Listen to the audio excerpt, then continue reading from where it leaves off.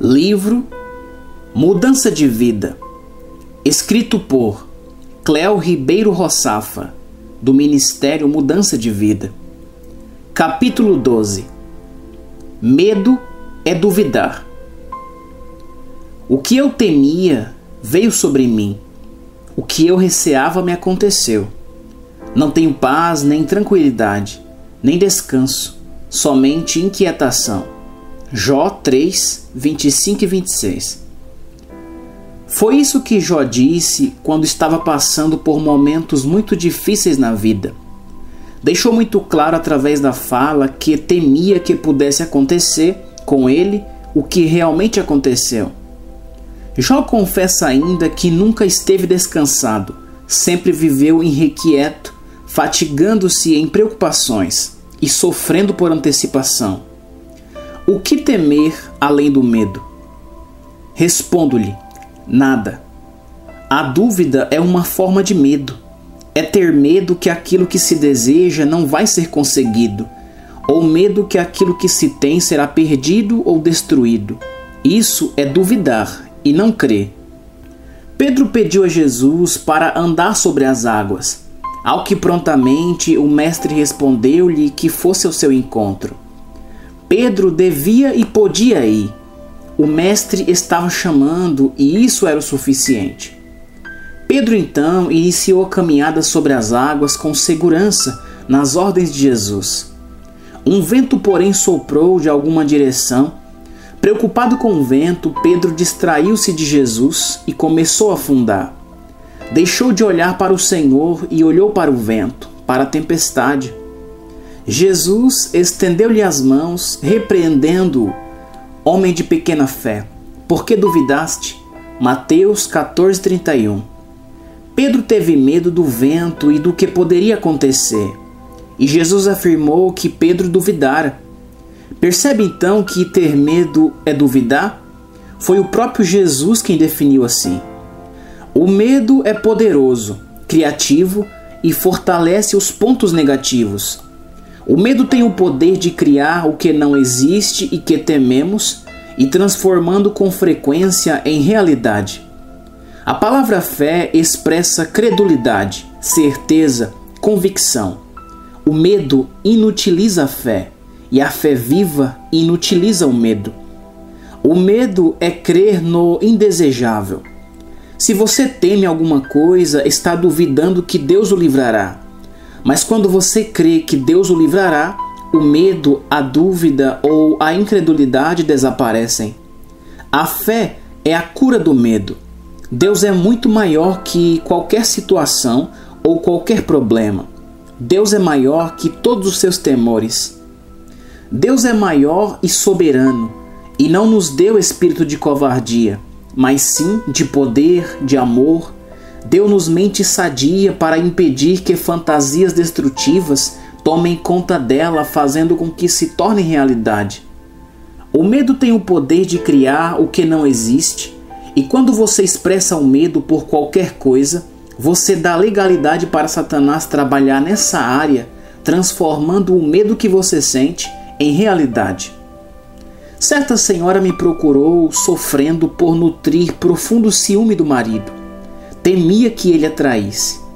Muitas vezes fantasiava sinistramente na sua mente, a ponto de vê-lo com outra mulher. Começou a ter sonhos, no caso dela, de pesadelos, nos quais o marido a traía. Sua mente já estava tão doentia pelo ciúme obsessivo e sem fundamento, que chegava a acordá-lo agredindo-o fisicamente, como se o sonho fosse realidade. Perguntei se seu marido já havia dado motivos para haver tanta desconfiança, ao que ela respondeu-me que não, porém era muito insegura e desconfiada. Passando o tempo, a mente de seu marido foi despertando-se para o adultério, uma vez que já não suportava tantas acusações e todas sem fundamento. Alguma coisa começou a impulsioná-lo para o adultério.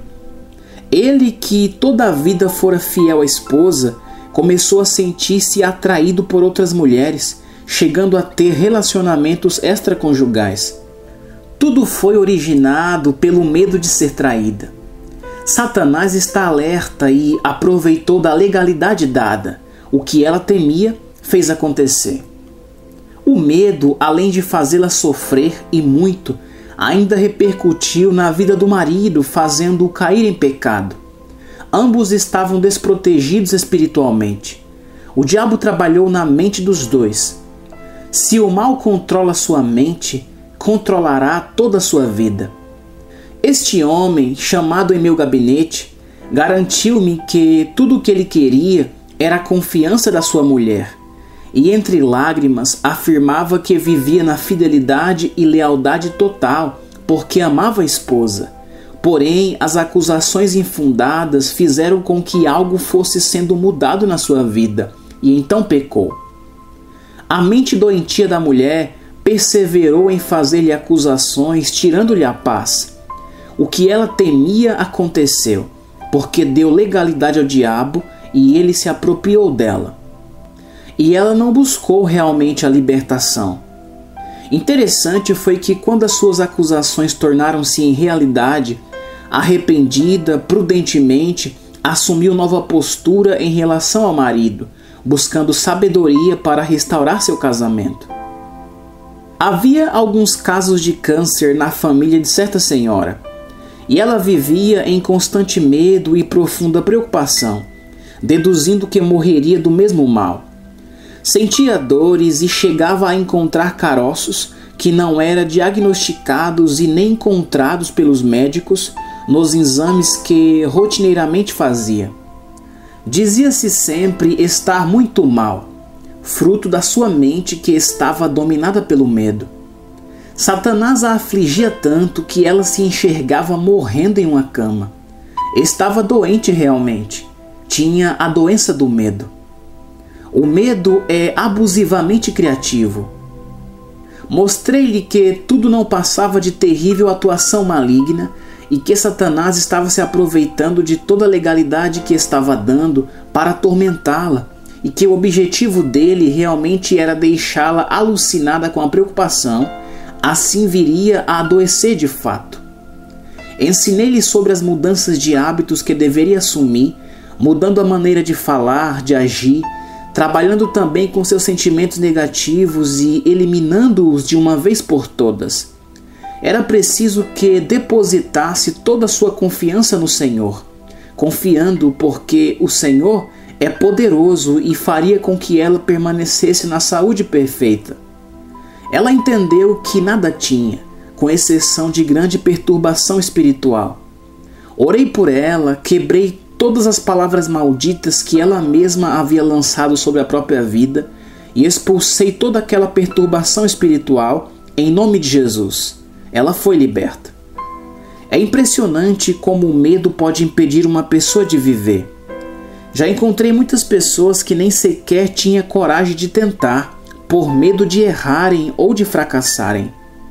Conheci muita gente com medo da morte. Outro número muito grande com medo de enfrentar a verdade ou com medo de lutar. Outros ainda com medo de fazer coisas que são tão simples e comuns para a maioria das pessoas, e para elas eram verdadeiros gigantes que precisariam enfrentar. Eu conheci pessoas com medo de viver. O medo é falta de confiança no Senhor. Aquele que confia no Senhor e lança suas preocupações nele, não se desespera com nada, porque sabe que Deus é com ele. O medo não domina a pessoa que confia em Deus, porque sabe que Ele está cuidando, zelando e jamais a desamparará. Se porventura vier a se encontrar em situação difícil, sabe e tem consciência que o Senhor é poderoso para lhe dar o livramento. Não ceda ao sentimento do medo. Sentir medo é uma coisa, ceder a ele é outra. Você pode sentir medo, mas não tenha medo de fazer o que for preciso. A Bíblia diz que se Deus é por nós, não haverá poder nenhum contra nós.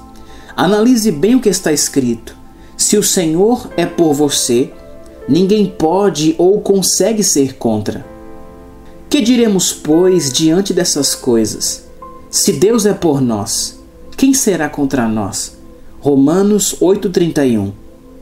Quando você crê naquilo que está escrito, a fé enfraquece e inutiliza o medo que o domina.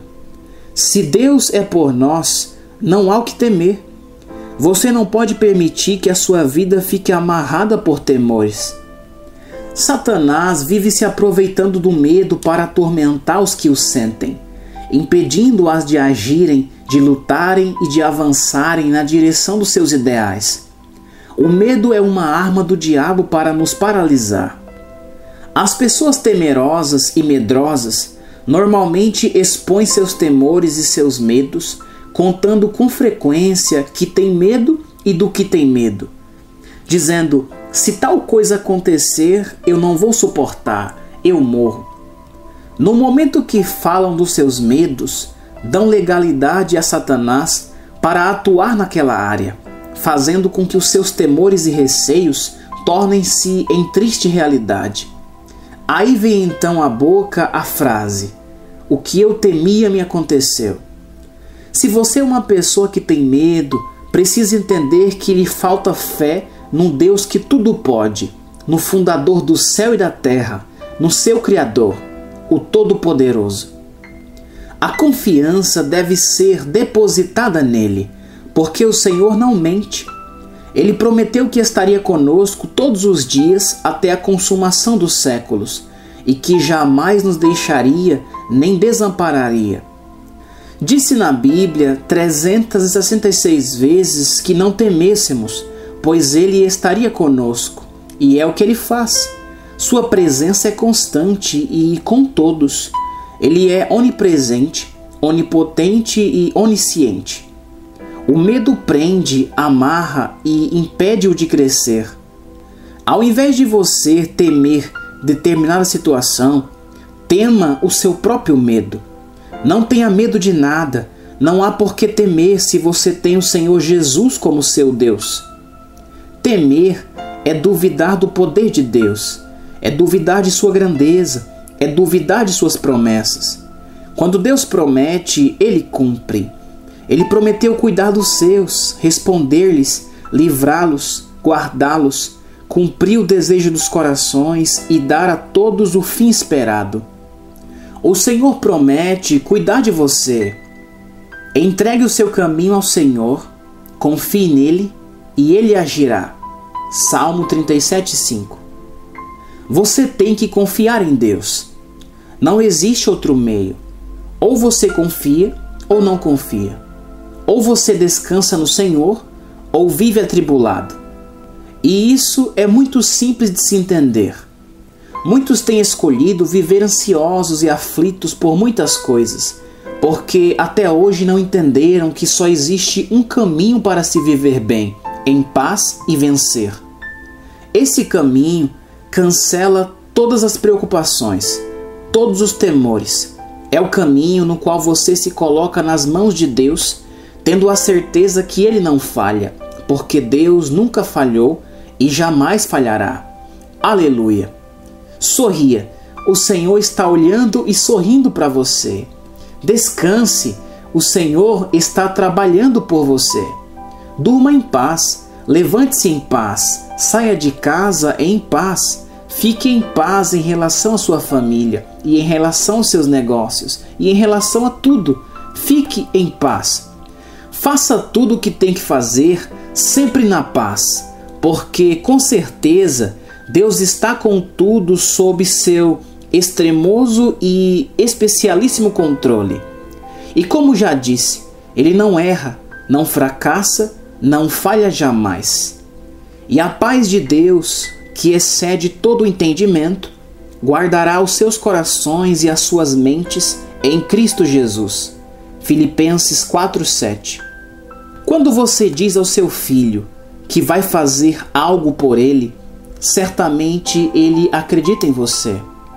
A Bíblia nos chama a atenção para que, se vós, pois, sendo maus, sabeis dar boas coisas aos vossos filhos, quanto mais vosso Pai que está nos céus dará bens aos que lhe pedirem. Mateus 7:11. Um pai não deseja o mal para o seu filho.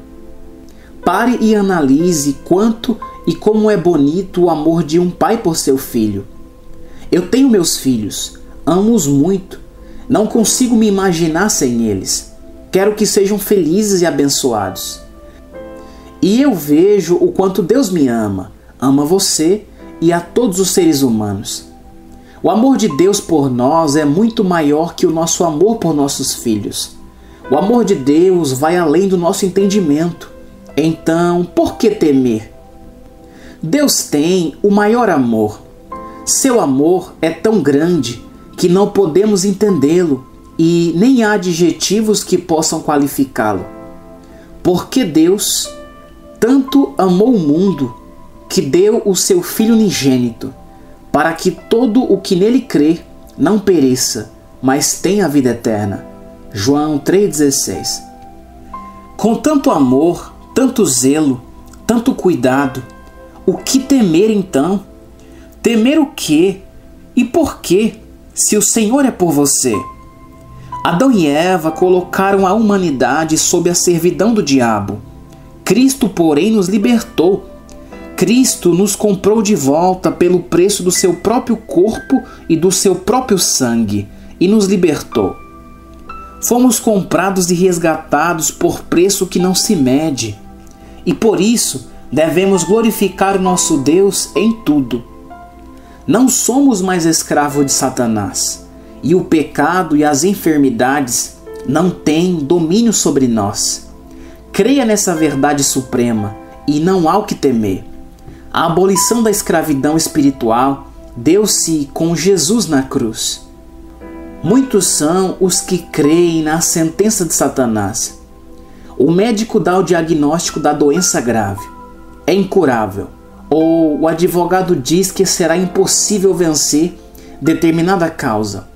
Ou ainda alguém afirma que o que você quer será impossível alcançar. E a pessoa crê em tudo que é dito. E acreditando, muitas são as vezes que caem em desespero, permitindo que o medo e a incredulidade predominem. Crê tão facilmente em qualquer coisa, ao invés de crer naquele que nunca mentiu, nunca falhou e afirmou que já levou todo o mal na cruz do Calvário. A Bíblia diz que verdadeiramente ele levou sobre si todas as enfermidades e dores, e pelas suas feridas fomos sarados. Certamente, ele tomou sobre si as nossas enfermidades, e sobre si levou as nossas doenças. Contudo, nós o consideramos castigado por Deus, por ele atingido e afligido. Mas ele foi transpassado por causa das nossas transgressões. Foi esmagado por causa de nossas iniquidades. O castigo que nos trouxe paz estava sobre ele, e pelas suas feridas fomos curados. Isaías 53, 4 e 5. Também está escrito que o Senhor é o nosso advogado. Meus filhinhos, estas coisas vos escrevo para que não pequeis.